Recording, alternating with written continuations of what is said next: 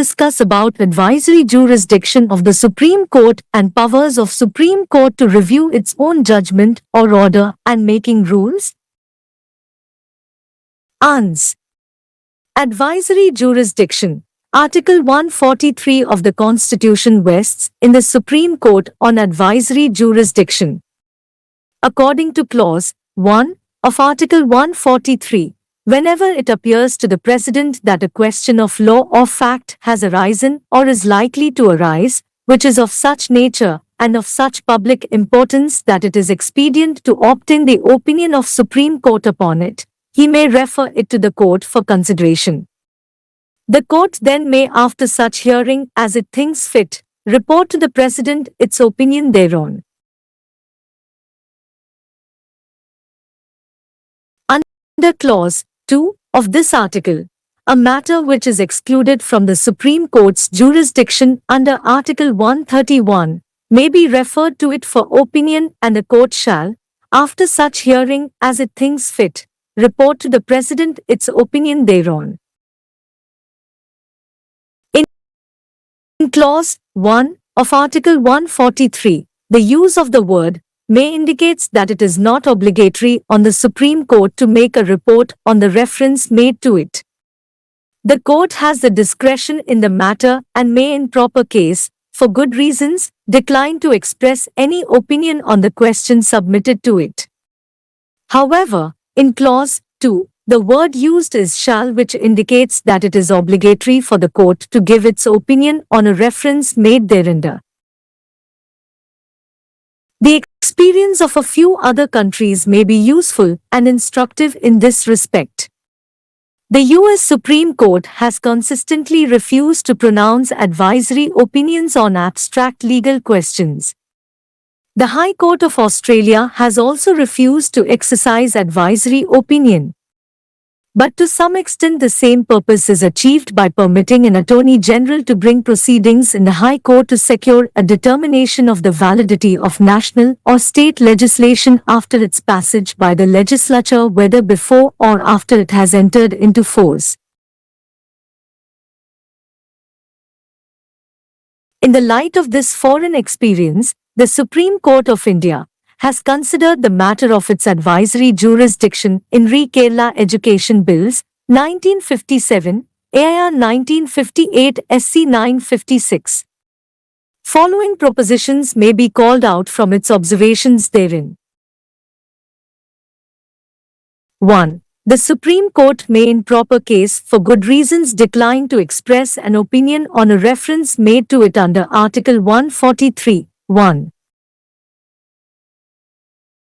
2. The question validity of a bill rather than statute in force may be referred to the court for Article 143, 1. Thus contemplate reference to a question of law that is likely to arise. 3. It is for the President to determine what question should be referred to the court. The court cannot go beyond the reference. Up to the year 2001, the President has made 11 references to Supreme Court. The important among them are Re Delhi Laws Act case in 1951, Re Kerala Education Bills, 1958, Re Berubri case in 1956, Keshav Singh case in 1965, the Special Court Reference case in 1978. In 1993, President of India has made a reference to the Supreme Court to express its opinion in Ayodhya Temple Mosque case.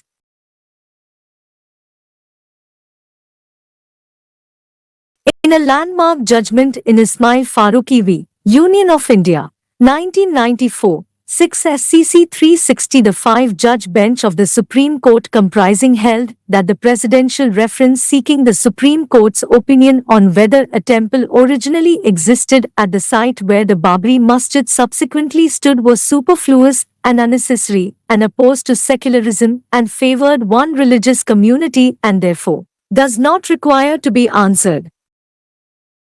Power to review its judgment. The Supreme Court can review its own judgment or order. Article 137. A review will lie in Supreme Court on 1. discovery of new and important matters or evidence. 2. Mistake or error apparent on the face of record. 3. Any other sufficient reason.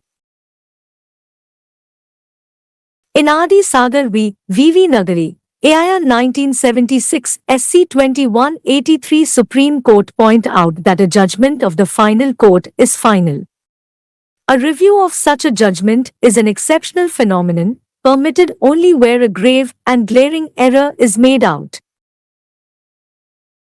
The judgment of the Supreme Court will be binding on all courts in India. The expression all courts within the territory of India clearly means courts other than the Supreme Court. Thus, the Supreme Court is not bound by its own decisions and may in proper case reverse its previous decisions.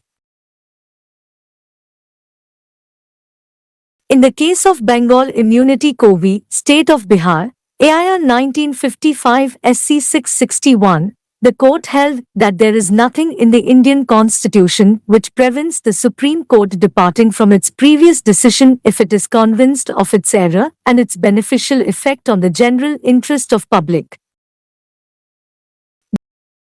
The court said, the Supreme Court should not lightly dissent from its previous decisions. Its power of review must be exercised with due care and caution and only for advancing the public well-being in the light of surrounding circumstances of each case brought to its notice, but it is not right to confine its power within rigidly fixed limits. Thus it is clear that the doctrine of precedent, stare decisis, is followed in India to a limited extent.